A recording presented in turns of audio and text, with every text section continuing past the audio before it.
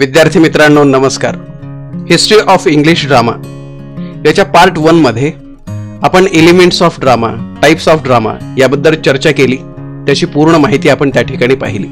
आता आपण या पार्ट 2 मध्ये हिस्ट्री ऑफ इंग्लिश ड्रामा याची पूर्ण माहिती पाहणार आहोत. या सोबतच जेव्हा आपण एलिमेंट्स ऑफ ड्रामा याचा विचार करतो तेव्हा आपण एलिमेंट्स ऑफ ड्रामा मध्ये plot, character, dialogue, settings, stage directions, conflict, theme या सर्व मुद्द्यांचा एकत्रित पार्ट 1 मध्ये अभ्यास केलेला होता. त्यासोबतच टाइप्स ऑफ ड्रामा याचा देखील अभ्यास केलेला होता, ज्यामध्ये आपण ट्रॅजेडी, कॉमेडी, ट्रॅजिक कॉमेडी याचा एकत्रित अभ्यास केला होता आणि कॉमेडीचे प्रकार देखील पाहिले होते. So the types of comedy are romantic comedy, sentimental comedy, classical comedy, comedy of humour and comedy of manners. Now we are going to study short history of drama. History of drama about one act play and features of one act play. म्हणजे थोडक्यात एवढ्या सर्व एकत्रित गोष्टी आपण या part 2 मध्ये अभ्यासणार आहोत. Hello friends, welcome to our YouTube channel. This is Dr. Ganesh Mudegaonkar. Subscribe my channel, share this video with your friends and don't forget to press the bell icon for more notifications. Let's begin with today's video. With short history of drama. So in this video, a short history of English drama along with these points: introduction to English theatre, Elizabethan and Restoration theatre, modern theatre and Indian theatre. So friends, let's begin with this video, a short history of drama. When we think about drama, these are some of the names, these are some of the terms which comes in our mind. म्हणजे जेव्हा आपण drama हा शब्द उच्चारतो तेव्हा हे सर्व शब्द एकत्रितपणे आपल्या डोक्यामध्ये जे आहे ते त्या ठिकाणी उपस्थित होतात, आपल्या समोर येतात. कोणते कोणते आहेत? Dance, director, performer, curtain call, play, silence, pattern, perform, spaces, notes, Shakespeare, performance, हे actresses, Victorian age, research, findings, हे आणि असे भरपूर गोष्टी आपल्या डोक्यामध्ये एकत्रित येतात. मग असा सगळं एकत्रित विचार केल्यानंतर ह्याला स्ट्रीमलाईन करून प्रॉपर या प्रत्येक गोष्टीचा अभ्यास करणं हे खरं तर खूप गरजेचं असतं. आणि याचाच एकत्रित अभ्यास आपण खरं तर ऐतिहासिक दृष्ट्या शॉर्ट त्याची हिस्ट्री आपल्याला जी आहे ती पाहायची. त्यातले फक्त 4च महत्त्वाचे टप्पे जे आहेत ते आपल्याला अभ्यासायचे. So let's begin with short history of drama. First point is introduction to English theatre. Drama has its origins in folk theatre. Words are the medium of literature as an art, but drama is a multiple art using words, scenic effects, music, gestures of actors and the organizing talents of a producer. म्हणजे थोडक्यात काय, खरं तर लोककलेमध्येच या नाटकाचं जे आहे ते आपल्याला मूळ सापडतं. आणि सगळ्यात महत्त्वाची गोष्ट म्हणजे वेगवेगळ्या कलांना एकत्रित त्यांचा वापर करून नाटक हे जे आहे ते सादर केलं जातं, ज्यामध्ये खरं तर ॲक्टर, म्युझिक, प्रोड्युसर आणि वेगवेगळे टॅलेंट्स जेव्हा एकत्रित येतात तेव्हा अधिक प्रभावीपणे आपण हे थिएटर आणि त्याचा परफॉर्मन्स जो आहे तो पाहू शकतो. There is evidence to believe that when the Romans were in England they established vast amphitheatres. आपण इंग्लिश थिएटर म्हणजे ब्रिटिश थिएटरचा या ठिकाणी अभ्यास करतोय. आणि जेव्हा आपण त्यांच्या इतिहासाचा विचार करतो तेव्हा रोमन्स जेव्हा इंग्लंडमध्ये आले होते, रोमन साम्राज्याचे काही लोक, त्यांनी हळूहळू एम्फी थिएटर यांची रचना, यांचं बांधकाम जे आहे ते सुरू केलेलं होतं. या ठिकाणी तुम्ही या पिक्चरमध्ये पाहू शकता. खरं तर जे ओल्ड थिएटर होतं त्यामध्ये सर्वप्रथम हे जे पिक्चर आहे ते म्हणजे की खरं तर रिलिजियस जे थॉट्स होते किंवा बायबलवरती जे आधारित काही थॉट्स होते त्यावरती आधारित ते प्ले त्या ठिकाणी परफॉर्म केले जायचे. त्याचंच हे एक पिक्चर या ठिकाणी आपल्या समोर दिसतंय. Between the 13th and the 14th century drama starting having themes which are separated from religion. जसं की आत्ता मी तुम्हाला म्हटलं की साधारणतः 10व्या शतकापासून 13व्या शतकापर्यंत ह्या ज्या सर्व गोष्टी घडत होत्या त्या 13th सेंचुरीपर्यंत या सर्व बायबल आणि धार्मिक गोष्टींवरतीच आधारित होत्या. पण 14व्या शतकापासून 14th सेंचुरीपासून यामध्ये बऱ्यापैकी बदल झालेला आपल्याला दिसून येतो. This is what the introduction to English theatre. Then the second very important point and the turn in English history of drama, that is Elizabethan and Restoration drama. यातले 3 महत्त्वाचे नाटककार ज्यांनी खरं तर एलिझाबेथन आणि रेस्टोरेशन ड्रामाचे पूर्ण व्याख्या किंवा परिमाणच बदलून टाकली ती होती थॉमस किड, ख्रिस्टोफर मार्लो आणि विल्यम शेक्सपियर. मग या तिघांनी नक्की असं कोणतं कॉन्ट्रीब्युशन दिलं की ज्यामुळे हे एक्सेप्शनली वेगळे ठरले? बघूयात. Elizabethan and restoration drama. Secular morality plays have direct links with Elizabethan plays. जसं की मी आता तुम्हाला म्हणलं की रिलिजियस थॉटमधून तुम्ही सर्व लोक वेगळे झालात आणि सेक्युलर मोरॅलिटी ह्या सर्व गोष्टी ज्या होत्या याची सुद्धा जी आहे ती कुठेतरी चर्चा या नाटकांच्या माध्यमातून व्हायला लागली. The Renaissance imposed a learned tradition, classical in depth, with themes of education, general moral problems and secular politics. म्हणजे हळूहळू नाटकाने जशी कूस बदलली, त्यांचे विषय बदलले, तसे तसे शिक्षण, तुमच्या रोजच्या जगण्यातल्या काही गोष्टी आणि तुमचं खरं तर रोजचं जे राजकारण त्या ठिकाणी घडतंय त्याचा प्रभाव देखील जे आहे ते हळूहळू नाटकांच्या विषयावरती होताना या ठिकाणी दिसून येत होता. आणि त्यातली जी महत्त्वाची नावं जी होती ती होती थॉमस किड, ख्रिस्टोफर मार्लो आणि विल्यम शेक्सपियर, की यांनी त्या काळात घडणाऱ्या या सर्व गोष्टी, मग शिक्षण असेल, सेक्युलर पॉलिटिक्स असतील किंवा मॉरल प्रॉब्लेम्स असतील, हे त्यांनी नाटकाच्या माध्यमातून त्या ठिकाणी दाखवण्यास सुरुवात केली आणि म्हणून त्यांना प्राईम ड्रामेटिस्ट या काळातले जे आहेत ते म्हटलं जाऊ लागलं. Shakespearean era come into existence in 16th century to the public theatre. He wrote for contemporary theatre, manipulating the Elizabethan stage with great resource and invention. म्हणजे थोडक्यात शेक्सपिरियन एरा, जसं की आपल्याला माहिती आहे 1564 to 1616 या काळामध्ये शेक्सपियर यांनी खरं तर वेगवेगळ्या पद्धतीचे 35, 36, 37 जे आहेत ती काही नाटकं लिहिली आणि सगळे लिटररी फॉर्म जे आहेत त्यातले ते त्यांनी वापरले. काही गोष्टी नवीन पद्धतीने इन्व्हेंट केल्या आणि अगदी लोकांपर्यंत हे सर्व जे विषय आहेत ते घेऊन गेले आणि त्यांनी खरं तर काळाच्या पुढे जाऊन काही गोष्टी त्या ठिकाणी लिहून ठेवल्या. त्यामुळे आज देखील शेक्सपियर यांची नाटकं जी आहेत ते लोकांना तेवढीच भावतात आणि वेगवेगळ्या पद्धतीने त्या एलिझाबेथन स्टेजवरती सुद्धा त्यांनी त्या ठिकाणी प्रयोग केले, वेगवेगळ्या लोकांसाठी त्यांनी ते प्रयोग केले आणि नवीन पद्धतीने सादर केले. म्हणून एलिझाबेथन थिएटर जे आहे ते थॉमस किड, ख्रिस्टोफर मार्लो आणि विल्यम शेक्सपियर यांच्या नावाने ओळखलं जातं. तिथून पुढे जेव्हा आपण मॉडर्न ड्रामाकडे येतो त्यातले काही महत्त्वाचे जे नाटककार आहेत त्यातला पहिला आणि महत्त्वाचा नाटककार आहे ते म्हणजे हेनरिक इब्सन आणि त्यांचं खूप जास्त गाजलेलं जे नाटक आहे ते आहे a doll's house. Here you can see the picture of Henrik Ibsen and his drama. Second, Samuel Beckett's waiting for Godot. खरं तर जगण्यातली निरर्थकता दाखवण्यासाठी, ॲब्सर्डिटी दाखवण्यासाठी, वास्तवाचं भान तुम्हाला करून देण्यासाठी वेटिंग फॉर गोडोट हे जे नाटक आहे ते खूप महत्त्वाचं ठरतं आणि मॉडर्न ड्रामा यांच्यामुळे खूप मोठ्या पद्धतीने बदलला. आणि सगळ्यात महत्त्वाची गोष्ट म्हणजे लेखनाची पूर्ण परिमाणं बदलून टाकणारं, नवीन पद्धतीने रायटिंग जे आहे ते इंट्रोड्यूस करणारे जी पुढची व्यक्ती होती या मॉडर्न ड्रामामधली ती होती T.S. Elliot. The cocktail party हे त्यांचं गाजलेलं आहे, पण याच्यासारखी बरीच नाटकं जी आहेत आणि या काळात आलेली सर्व लेखक, नाट्यलेखक यांनी सुद्धा मॉडर्न ड्रामा जो आहे तो एनरिच केला.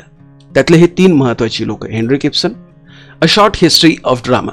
मग मॉडर्न ड्रामाचा आपण जेव्हा विचार करतो तेव्हा मॉडर्न थिएटर जे होतं ते picture frame stage, it's actors taking female parts and it's artificial lights was develop during the restoration period. म्हणजे रिस्टोरेशन पिरियडमध्येच हळूहळू जशा काही डेव्हलपमेंट झाल्या होत्या तशाच मॉडर्न ड्रामामध्ये पण आपण डेव्हलपमेंट्स या ठिकाणी पाहू शकत होतो. The drama of early 19th century was on the way to decline for many reasons. आणि त्यानंतर त्यांनी खरं तर रेस्टोरेशनचंच त्यांनी कुठेतरी कॉपी करण्याचा प्रयत्न केला आणि त्याचा परिणाम जो आहे तो खरं तर कुठेतरी 19th centuryच्या सुरुवातीला तो ड्रामा आणि त्याच्या ॲक्टिव्हिटी ज्या होत्या त्या हळूहळू कमी होत गेल्या. पण त्याच्यानंतर मात्र रिअलिस्टिक ड्रामा जो आहे तो या ठिकाणी सुरू झाला आणि त्यामध्ये इब्सन यांचा खूप मोठा वाटा होता. He developed modernist, realist, social and psychological dramas like the doll's house, ghost and an enemy of the people. आणि त्यांनी मग डॉल्स हाऊस असेल, घोस्ट असेल, and enemy of the people याच्यामध्ये खरं तर वेगवेगळ्या पद्धतीने म्हणजे वास्तवाचं भान असेल, सामाजिक भान असेल, मानसिक दृष्ट्या कसे द्वंद्व निर्माण होतात या सर्व गोष्टींचा विचार इब्सन यांनी त्यांच्या नाटकामध्ये दाखवला. The 20th century showed a talent in the drama with which the 19th century could not compete. म्हणजे 19th century वरती प्रभाव सगळा रेस्टोरेशनचा होता, पण 20th century जी होती तेव्हा आता रिअलिझमला भिडणार होती आणि त्यामधून खऱ्या अर्थाने जे ओरिजिनल टॅलेंट आहे ते आपल्यासमोर येताना दिसलं. T.S. Eliot experimented with Greek tragedy in the early 40s of the 20th century. आणि T.S. Eliot यांनी तर अगदी ग्रीक ट्रॅजेडीज पासून ते आत्तापर्यंत घडणाऱ्या सर्वच गोष्टी एकत्रित करण्याचा प्रयत्न केला, वेगवेगळे एक्सपेरिमेंट त्यांनी केले आणि त्यामुळे 20व्या शतकामध्ये 20th सेंचुरीमध्ये T.S. इलियट यांनी सुद्धा जे लिखाण केलेलं आहे, ड्रामामधलं जे कॉन्ट्रीब्युशन आहे ते सुद्धा या ठिकाणी एक्सेप्शनल ठरलेलं होतं. जेव्हा आपण आता इंडियन थिएटरचा विचार करतो तेव्हा खरं तर आपल्याकडे तर ही जवळपास 5000 वर्षापासूनची हे सर्व संस्कृती आहे आणि त्यातलं जे प्रमाण, जे पहिलं पुस्तक आपल्याकडे मांडलं जातं ते म्हणजे भरत मुनींनी नाट्यशास्त्र या विषयावरती जे आहे ते पुस्तक लिहिलेलं आहे आणि तिथून मग नटराजाचे पूजन आणि मग पुढच्या ह्या सर्व प्रतिमा ह्या आपल्यासाठी उपलब्ध आहेत. यातलं एक रेफरन्ससाठी मी तुम्हाला इथं पुस्तक पण जे आहे ते या ठिकाणी दिलेलं आहे. पहा, म्हणजे थोडक्यात काय की आपली एवढी मोठी जी परंपरा आहे ती परंपरा खरं तर खूप छान पद्धतीने चालली. मग संस्कृत थिएटर असेल किंवा याच्यासारख्या बऱ्याच गोष्टी आपल्याला या ठिकाणी उपलब्ध झालेल्या दिसतात. So when we think about Indian drama, earliest seeds of modern Indian drama can be found in the Sanskrit drama from the 1st century. Anadamino Mahabhasas by Patanjali provides a feasible date for the beginning of the theater in India. यातले काही महत्त्वाची नावं आहेत ते म्हणजे महाभास असेल, पतंजली असेल, भरतमुनी असतील, यांची काही नावं आहेत आणि पहिल्या शतकापासूनच खरं तर याची सुरुवात झाली असं आपण त्याला म्हणू शकतो. A major source of evidence is a treatise on theatre, ज्याला आपण नाट्यशास्त्र असं म्हणतो, जे भरतमुनींनी लिहिलेले आणि खरं तर ड्रामॅटॉलॉजीवरती किंवा नाटकावरती एक स्वतंत्र लेखन किंवा पुस्तक, ज्याला आपण पंचम वेद म्हणजे 4 वेदानंतर 5वा वेद असं देखील त्याला म्हणतो, ते या ठिकाणी आपल्याला नाट्यशास्त्र जे भरतमुनींनी लिहिलेले ते या ठिकाणचं आपण परिपूर्ण पुस्तक समजतो प्राचीन काळामधलं. Modern Indian drama, however, has influenced from all over the world as well as Sanskrit and Urdu traditions. आणि जेव्हा आपण मॉडर्न ड्रामाचा विचार करतो त्यामुळे संस्कृत असेल, उर्दू ट्रेडिशन्स असतील आणि बाकीच्या सर्वच गोष्टींचा प्रभाव या आपल्या नाटकावरती जो आहे तो झालेला दिसतो. आणि आपण भाग्यवान आहोत की महाराष्ट्रामध्ये सुद्धा नाटकाची खूप चांगली आणि उज्ज्वल परंपरा आहे आणि आपण त्याचे घटक आहोत, याच्याबद्दल आपल्याला खरं तर अभिमान असला पाहिजे. विद्यार्थी मित्रांनो, यासोबतच हिस्ट्री ऑफ ड्रामा हे थोडक्यात या ठिकाणी आपल्याला अभ्यासणं गरजेचं आहे. हिस्ट्री ऑफ ड्रामा, मग ही हिस्ट्री अभ्यासत असताना आपल्याला इथे या ठिकाणी टॅब्युलर फॉर्म मध्ये त्यांनी दिलेली आहे. Periods in history, types of plays आणि त्यातले कोणते महत्त्वाचे ड्रामा म्हणजे ज्याला आपण क्लासिक्स असं म्हणतो ते क्लासिक्स त्यांनी या ठिकाणी दिलेले आहेत. So which periods are there? Medieval period, renaissance period, restoration period, Victorian period, modern period and post modern era. And in this one, different types of plays are present over there. And along with this one, some of the examples, that means classic examples of plays are being given over there. So let's begin with periods in history, types of plays and classics.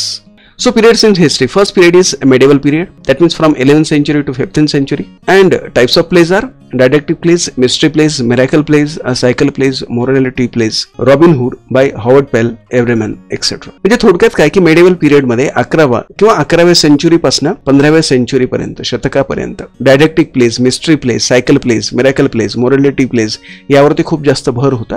आणि यापैकी robin hood, Howard पेल यांचं किंवा एव्हरीमॅन ही जी नाटकं जी आहेत ते त्या काळात खूप जास्त गाजली.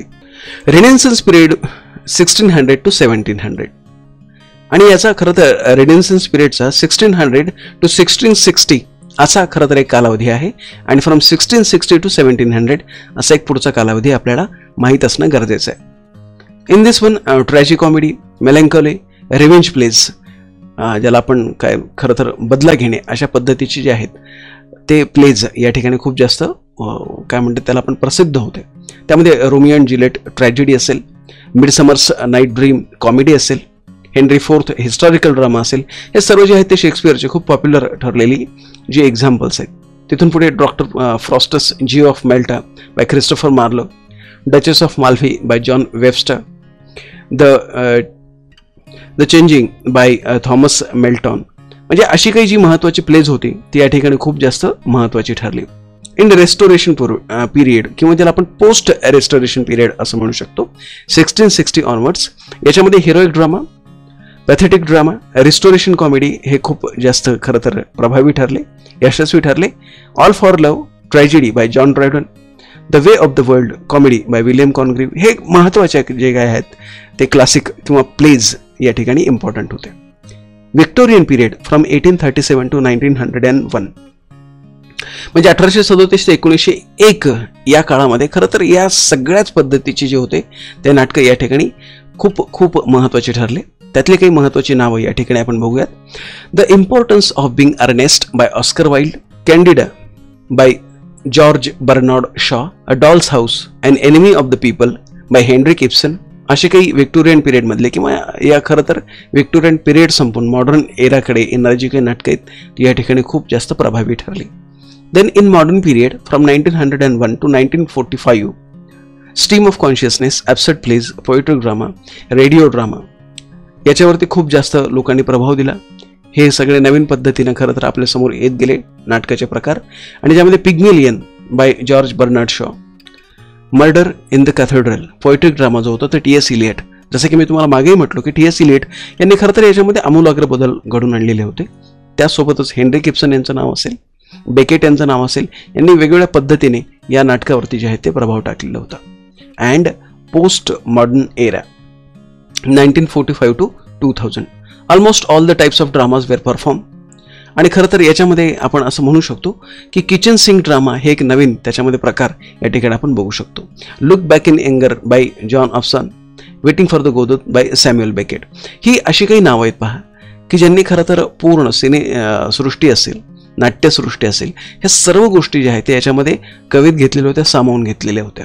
म्हणजे थोडक्यात तुमच्या लक्षात आलं असेल की जेव्हा आपण history of drama, history of English drama आणि हिस्ट्री ऑफ इंडियन ड्रामा याचा एकत्रित विचार करतो तेव्हा यातील काही महत्त्वाची पिरियड्स आपल्याला लक्षात घ्यावे लागतात. विशेषतः इंग्लिश ड्रामाचा आपण जेव्हा विचार करतो तेव्हा medial, renaissance, restoration, Victorian, modern आणि पोस्ट मॉडर्न असा एकत्रित विचार आपण या ठिकाणी करतो. अबाउट वन ॲक्ट प्ले, ज्याला आपण मराठीमध्ये एकांकिका असं म्हणतो. आणि मग अबाउट वन ॲक्ट प्ले मध्ये आपल्याला हीच गोष्ट पाहिजे की एकांकिका असते कशी. So let's begin with to be perform on the stage in stipulated time. It has its own features and characteristics. The action is confined to a single place and the number of characters is limited. Simplicity of design and quick effect are its features. म्हणजे थोडक्यात काय, अत्यंत कमी वेळेमध्ये म्हणजे 30 ते 40 मिनिटांमध्ये यातील प्रत्येक कॅरेक्टरायझेशन जे आहे ते खूप महत्त्वाचं असतं. सगळ्यात महत्त्वाची गोष्ट म्हणजे एकाच ठिकाणी बऱ्याच वेळा ह्या सगळ्या गोष्टी घडत असतात. जे काही पात्रांची संख्या आहे ती खूप लिमिटेड असते आणि खूप सुटसुटीत आणि व्यवस्थित पद्धतीने, साध्या पद्धतीने तुमच्यासमोर आशयघन खूप चांगल्या पद्धतीचा विषय या ठिकाणी कमी वेळामध्ये खूप इफेक्टिव्हरित्या सादर केलेला असतो. आणि म्हणून एकांकिका जी आहे ती खूप प्रभावी ठरते. आणि विशेषतः तरुण मुलांमध्ये एकांकिका ह्या खूप छान पद्धतीने परफॉर्म करण्याची जिद्द वेगळ्या कॉम्पिटिशनमधून आपल्याला दिसून येते. So when we think about this one act play, these are some of the elements. Already we saw all these elements in our first part. So for the sake of your understanding, I am explaining these things in simple words. So plot म्हणजे आहे काय, exposition, raising action, conflict, climax, falling action आणि resolution. आपल्याला हे माहितीच आहे की म्हणजे पूर्ण प्लॉट या पद्धतीने आपण डिझाईन करायचा आणि त्यानंतर मग सर्व गोष्टी ज्या आहेत त्या नाटकामध्ये घडत राहतील. म्हणजे सुरुवात, मध्य, क्लायमॅक्स आणि शेवट. आणि त्याच गोष्टी आता जेव्हा आपण याचा डिटेलमध्ये विचार करतो तेव्हा ह्याच गोष्टी आपल्या समोर येतात. पहा, the plot is any piece of literature is a story that has been woven into a closely related chain of events arrange in a sequence. म्हणजे थोडक्यात काय, पूर्ण नाटकाचा सिक्वेन्स एके ठिकाणी तुम्ही एकसंधपणे बांधता, तोच तुमचा प्लॉट असतो. Conflict is the soul of drama.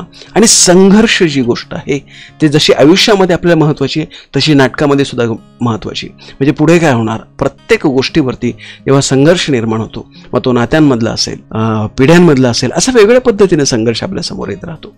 आणि खरं तर जेव्हा आपण ॲब्सर्ड थिएटरचा विचार करतो तिथं मात्र याच्यामधून काही नवीन गोष्टी आपल्यासमोर येताना आपल्याला दिसतात.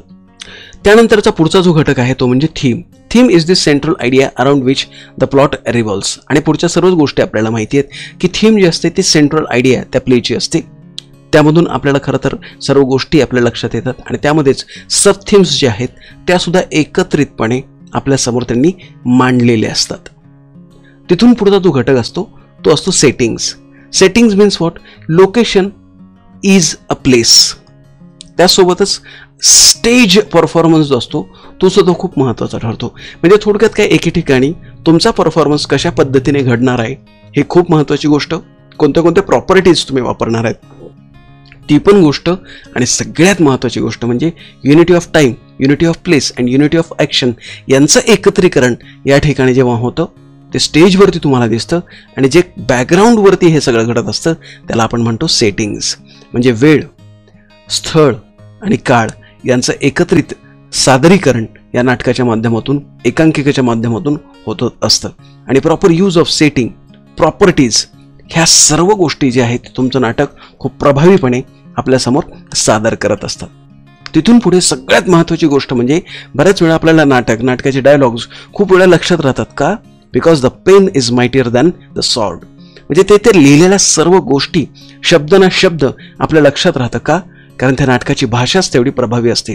शेक्सपियर यांचे सॉलिलोक्वीज असतील ते खूप जास्त प्रभावी ठरले.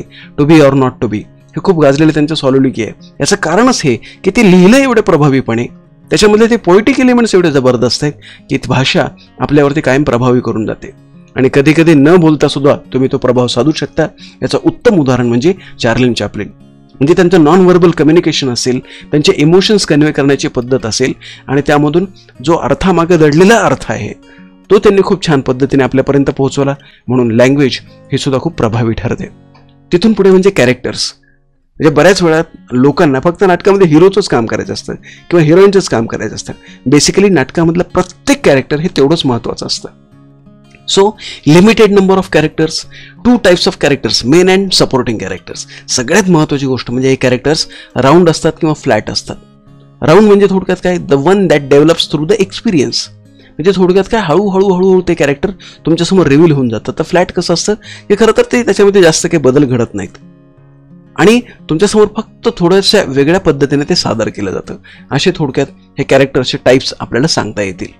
म्हणजे थोडक्यात तुम्हाला हे सर्व एलिमेंट्स वन ॲक्ट प्लेचे जे आहेत ते लक्षात आले असतील. मग याचे काही फीचर्स आहेत पहा. मग काय काय फीचर्स आहेत वन ॲक्ट प्लेचे ते पण आपण पाहणं गरजेचं आहे. त्यासाठीच मी तुम्हाला इथे काही दिलेत पहा. काय आहे? स्टेज असेल, कर्टन्स असतील, सेक्शन्स असतील, लाईट्स असतील, रिलेशनशिप्स असतील, सब सेक्शन्स असतील, ॲक्टर्स असतील, प्रोजेक्शन असेल. So let's begin with features of one act play. It has 1 or more scenes. आपल्याला माहीत असेल पहा, ब्लॅकआउट होतं म्हणजे थोडक्यात काय, 40 मिनिटांमध्ये साधारणतः 2 किंवा 3 ब्लॅकआउट असतील. म्हणजे 10 ते 15 मिनिटांचा एक सीन, एक महत्त्वाची घटना त्या ठिकाणी घडते. मग पुढे जाऊन मग पुढचा सीन, या पद्धतीने जेव्हा घडत जातं त्याला आपण म्हणतो सीन्स त्या ठिकाणी घडतात. पुढे असतं ते it is concise in manner. आणि खूप कॉम्पॅक्ट पद्धतीने, एकसंधपणे त्याला जे असतं ते जोडलेलं असतं. It has a single dominant theme which produces a singular effect. आणि खरं तर ती डॉमिनंट जी थीम असते, कुठलाही एक जो विषय असतो तो एवढा प्रभावीपणे तुमच्यापर्यंत येतो की तुम्ही त्यामध्ये बरोबर गुंतून राहता. It treats problems of every day life. म्हणजे थोडक्यात काय की तुमचं रोजचं जगणं हेच तुम्ही स्टेजवरती, हेच तुम्ही रंगमंचावरती पाहत असता. आणि म्हणून ते वन ॲक्ट प्ले जो आहे तो तुम्हाला खूप जास्त भावून जातो, तुम्हाला खूप जास्त त्या ठिकाणी बांधून ठेवतो. यातला पुढचा जो महत्त्वाचा घटक आहे, it has a beginning, a middle and end.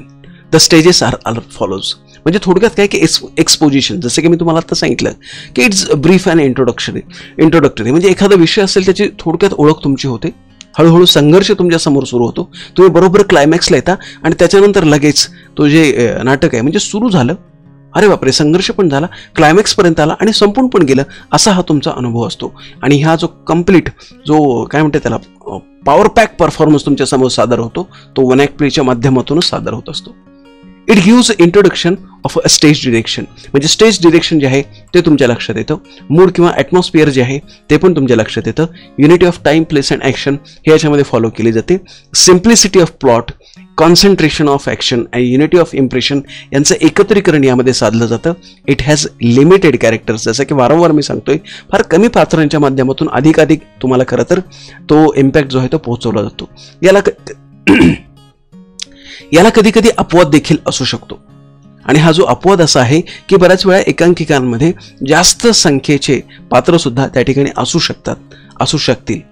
It presents question answers of which are eagerly awaited by the audience. आणि बऱ्याच वेळा काही जे सामाजिक प्रश्न आहेत, काही संदेश आहेत आणि ते प्रश्न त्या ठिकाणी उपस्थित पण केले जातील आणि त्याचं उत्तर देखील तुम्हाला या ठिकाणी जे आहे ते दिलं जाईल. या पद्धतीने सुद्धा वन ॲक्ट प्लेच्या माध्यमातून आपल्यासमोर ह्या सर्व गोष्टी येताना दिसत असतात. विद्यार्थी मित्रांनो, माझी खात्री आहे की तुम्हाला हा one act play and its features ही गोष्ट पण लक्षात आली असेल. So this is what part 2 of history of English drama and introduction to English theatre, its history and then features and introduction to one act play. विद्यार्थी मित्रांनो, तुम्हाला one act play, त्याचे features, history of English drama आणि याची संपूर्ण माहिती लक्षात आली असेल अशी माझी खात्री आहे. थँक्यू.